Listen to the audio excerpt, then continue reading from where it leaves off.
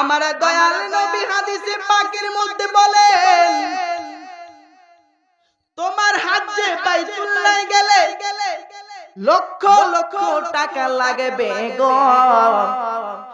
এ আমার উম্মতের, তোমার ঘরের মধ্যে মক্কা মদিনা রাইখা দিয়ে গেলাম। যে ব্যক্তি রহমতের নজরে নেক নজরে মায়ের দিকে একটা নজর তাকাইব গো, আমার আল্লাহ তোমার আমল নামার মধ্যে কবুল হজের সওয়াব দিয়া দিব। আমার মা কেন এত দামি জানে না সকলে, আমার মা কেন এত দামি জানে না সকলে। একটি হজের সওয়াব মিলে, একটি হজের মাকে একবারে দেখিলে, দেখিলে মা কেন এত দামি জানে না সকলে, আমার মা কেন এত দামি।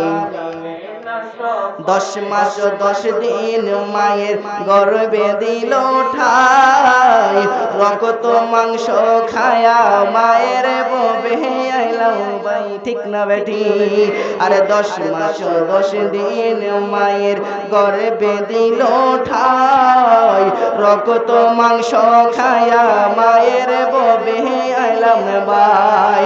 সেই মায়ের কষ্ট দিল, সেই মায়ের কষ্ট দিলে খোদায়ার সঠলে, সঠলে মা কেন এত দামি জানে না সকলে, আমার মা কেন এত দামি জানে না সকলে।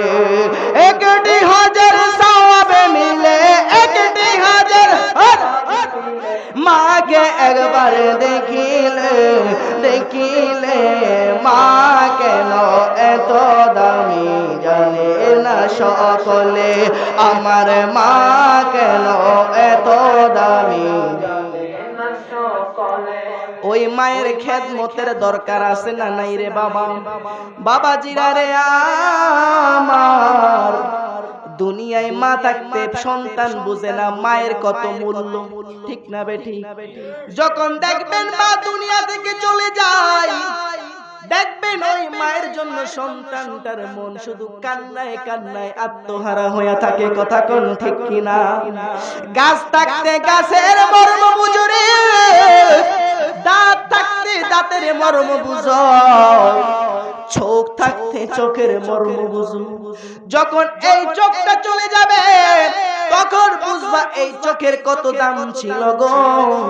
যখন দাঁতটা চলে যাবে তখন বুঝবা এই দাঁতের কত মূল্য ছিল। কথা কোন ঠিক কিনা?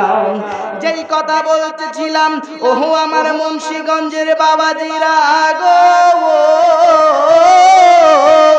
মা আমেনা বলে রে, আমি দেখলাম দুনিয়ার মধ্যে সামদেশের মধ্যে যখন কোন মা গর্ভবতী হয় গো, আমি দেখি ওই মা দি কত কষ্ট করে। কিন্তু আমার রেহেমের মধ্যে সন্তান, কিন্তু কই কই কই আমার তো ব্যথা লাগে না, কই কই আমার তো যন্ত্রণা অনুভব হয় না। এহে কেমন সন্তান? মা আমেনা ডাক দিয়ে কয়, জগতে বাসীরা রে, আমি যখন রাতের বেলা ঘুমাইতে যাই, আমি দেখি কে জানি আমার ঘুমের মধ্যে আইসা কয়, আমেনা গো, আল্লাহু আকবার, আল্লাহু আকবার, ও আমেনা গো, তুমি জানোনি, তুমি জানোনি তোমার রেহেমের মধ্যে দুনিয়ার কোন সাধারণ সন্তান নাই গো। তোমার রেহেমের মধ্যে এমন একজন মানুষ রয়েছে যার জন্য আমার আল্লাহ কুল কায়নাত বানাইছে। আল্লাহ যখন ছিল